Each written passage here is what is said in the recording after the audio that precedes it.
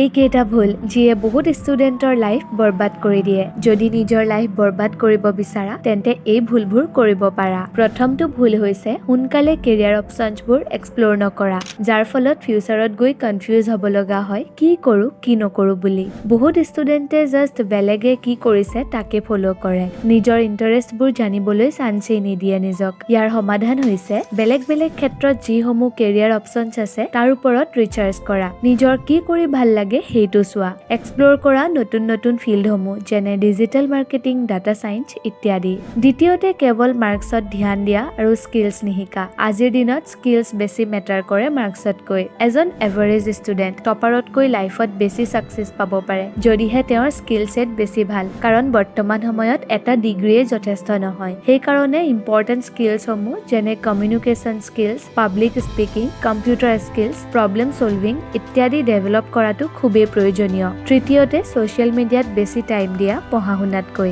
যি T reel চাই থকা আৰু ঘণ্টা ঘণ্টা মোবাইলত স্পেণ্ড কৰাই তোমাৰ প্ৰডাক্টিভিটি আৰু ফ'কাছ একেবাৰে শেষ কৰি দিয়ে। ইয়াৰ সমাধান হ'ব ইণ্টাৰনেটৰ ব্যৱহাৰ ভালদৰে কৰিলে এডুকেশ্যনেল পেজসমূহ ফ'ল' কৰিব পাৰা, লগতে অনলাইন কিবা এটা শিকা আৰু এনেদৰে এটা স্ক্ৰীন টাইম লিমিট ছেট কৰি লোৱা যাতে মাত্ৰ ইমান সময়হে তুমি সেই এপটো ইউজ কৰিব পাৰা।